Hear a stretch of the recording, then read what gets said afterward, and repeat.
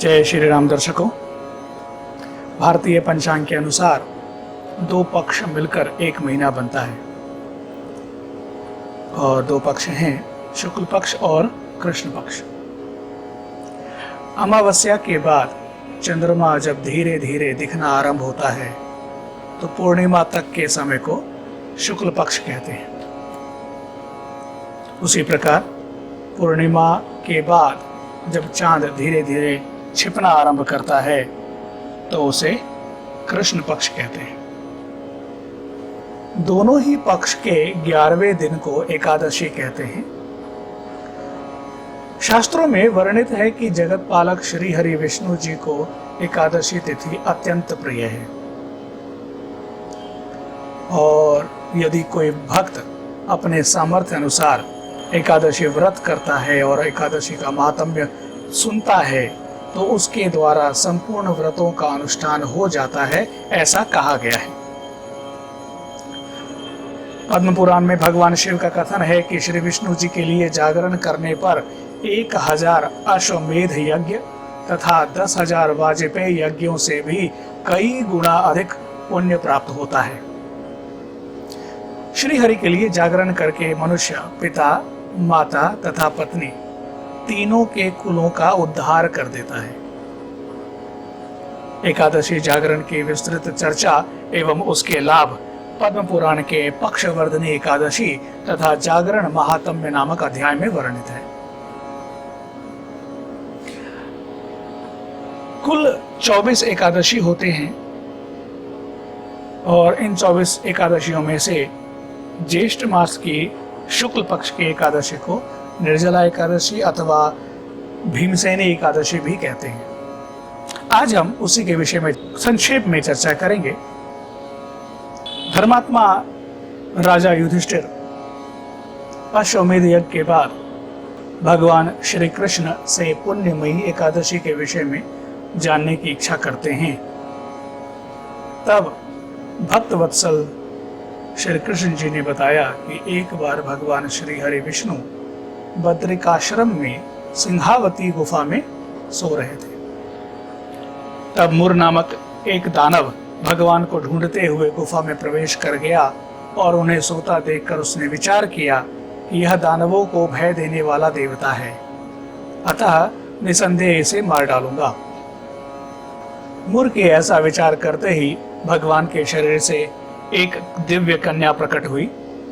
भगवान के तेज से प्रकट होने के कारण उनमें भी उनके समान ही तेज, बल व महान पराक्रम था। दानव मुर के साथ युद्ध करके उन देवी ने एक हुंकार से ही उसे परास्त कर दिया।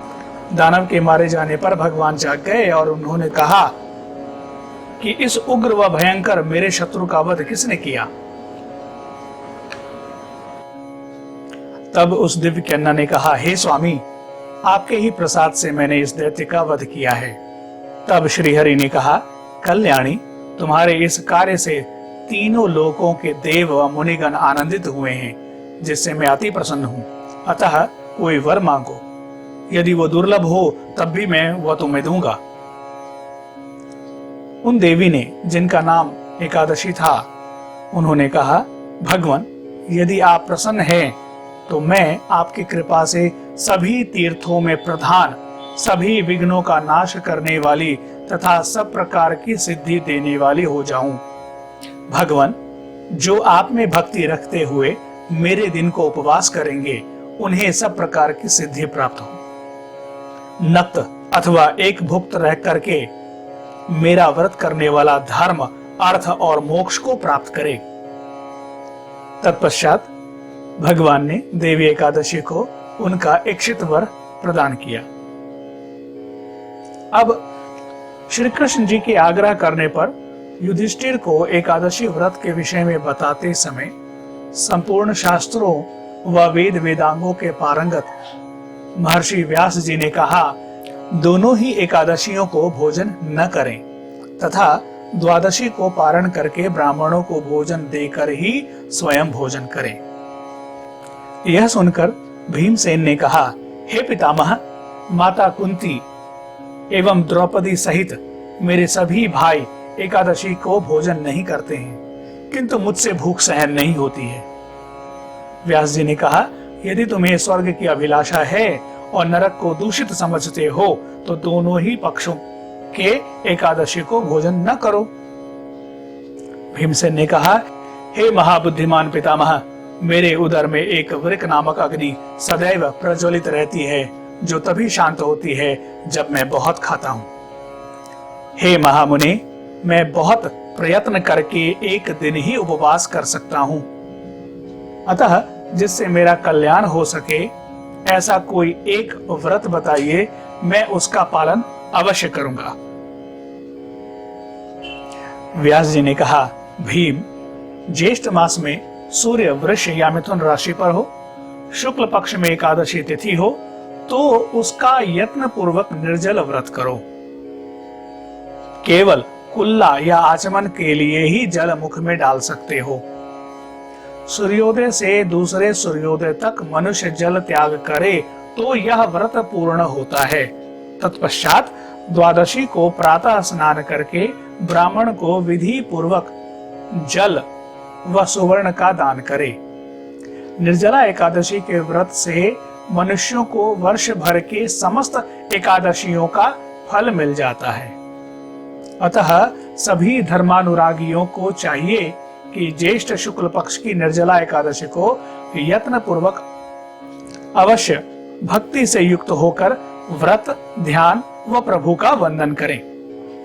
यदि संभव हो तो निष्काम अर्थात किसी मनोकामना को मन में रखे बिना ही व्रत करें, क्योंकि भगवान को हमारा उचित अनुचित सब ज्ञात रहता है।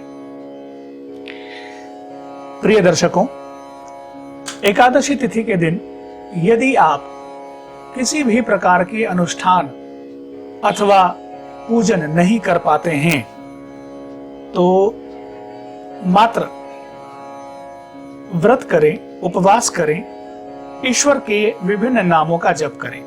श्री कृष्ण कृष्ण कृष्ण हरे हरे, हरे राम राम राम हरे हरे। इस महामंत्र को आप मन में ही जाप करते रहें और प्रयास अवश्य कीजिए कि आप व्रत आरंभ से लेकर व्रत की समाप्ति तक जगे रहें। ईश्वर का नाम जपते रहें, जगे रहें, ईश्वर का नाम जपते रहें, जगे रहें। आगे समय समय पर मैं विशेष और मुख्य व्रतों एवं उपवासों के विषय में जानकारी देता रहूंगा। तब तक के लिए आप सभी से निवेदन है, स्वस्थ रहिए, मस्त रहिए और परिवार सहित सनातन शास्त्रों का अध्ययन करते रहिए। जय श्री राम।